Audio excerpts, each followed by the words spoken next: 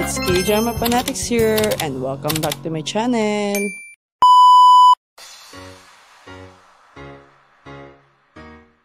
Actor Yoo Jin-go are in talks to star in a new historical rom-com drama. Yoo Jin-go offered to be the main lead for the upcoming drama entitled Serenade, also known as Serenade.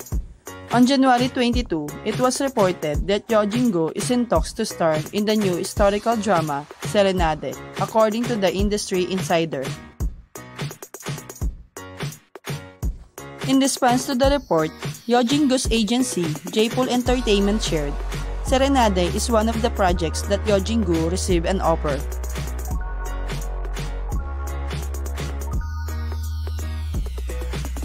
Set against the backdrop of a virtual Joseon, Serenade depicts the love story between a prince of Joseon who wants to escape from the country to be happy. He pretends to be an unemployed rando and goes out searching for love, and a young lady from a poor family who wants to be happy by becoming a successful in Joseon.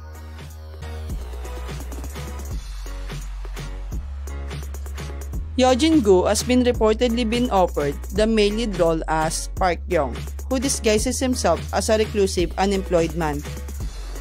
Serenade first offered to actor Jo Byung-gyu, but he turned down the offer.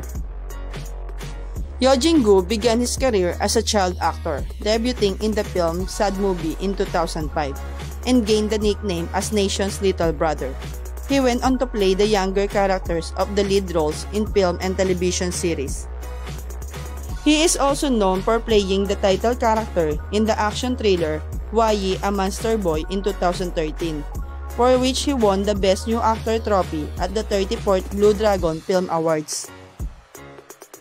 As fans eagerly await further developments, the potential collaboration between Yoo Jin-go and Serenade holds the promise of delivering another captivating and memorable addition to the actor's already illustrious career. The anticipation is high and viewers are ready to embark on this virtual Joseon journey, guided by the charm and talent of Yoo Jin-go. While waiting for his confirmation, you can watch him in his some of dramas like Link, Eat, Love and Kill, Beyond Evil, and Hotel de Luna. Thank you for watching. Don't forget to subscribe, like, and share.